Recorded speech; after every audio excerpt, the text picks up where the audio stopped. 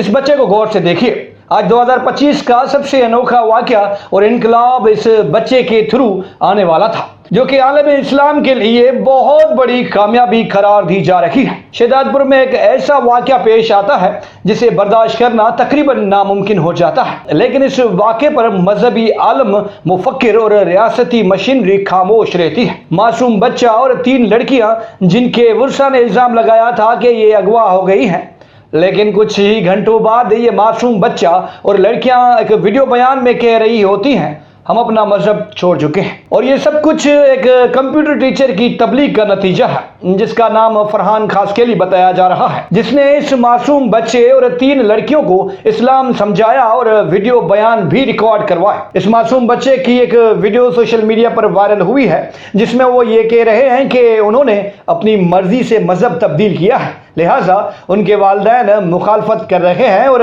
धमका रहे हैं। इस्लाम कबूल करता हूँ और मुझे अपने घर वालों से खतरा है। इस वीडियो के बाद सोशल मीडिया पर बहस शुरू हो जाता है और लोग तरह तरह की बातें शुरू करते हैं। किसी ने इस बच्चे की वीडियो को इस्लाम की फतह करार दिया, तो किसी ने सिंध में मक्की अक़लियतों के खिलाफ इसे साजिश करार दिया। बहरहाल किसी मौलवी, आलिम या सूबाई हुकूमत के मिनिस्टर ने यह बयान नहीं दिया कि कानून क्या कहता है और शरई तौर पर एक नाबालिग बच्चे को इस्लाम में शामिल किया जा सकता है या नहीं। ये मासूम बच्चा और तीनों लड़कियां शहजादपुर से अगवा होती हैं, लेकिन पुलिस इन्हें कराची के एक शेल्टर हाउस से तहवील में लेती है और शहजादपुर के लिए रवाना होती है और शहजादपुर पुलिस के हवाले नहीं किया जाता है।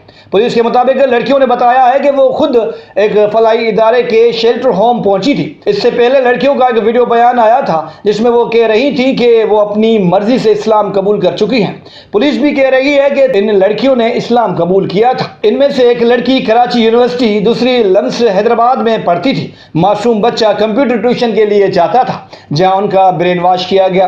क्या आपने कभी सोचा है कि सिंध में हमेशा गैर मुस्लिम ही क्यों मुसलमान होते हैं और ख़ास तौर पर लड़कियां ही क्यों मुसलमान होती हैं? हमेशा गैर मुस्लिम लड़कियां ही क्यों निशाना बनती हैं?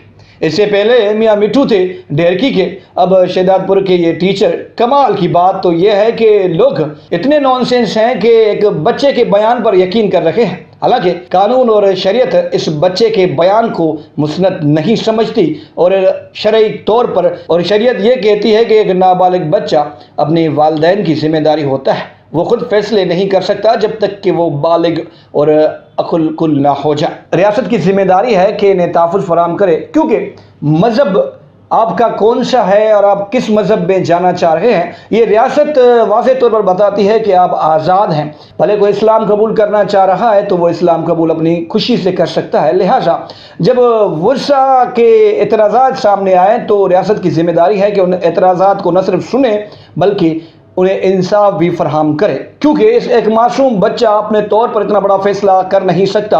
मुझे यकीन है कि होम मिनिस्टर ज़ियाउल अंजार साहब और सीएम सिंध या आदि फरियाल टालपुर साहिबा इस मामले का नोटिस ज़रूर लेंगे और इस कंप्यूटर टीचर के खिलाफ बहुत बड़ा एक्शन ज़रूर होगा। आपके ख्याल में ये सब कुछ होगा या नहीं, हमें कमेंट्स बॉक्स में ज़रूर बताइएगा और वीडियो को ज़्यादा से ज़्यादा शेयर करें ताकि ये वीडियो तमाम तर लोगों तक पहुँच सके।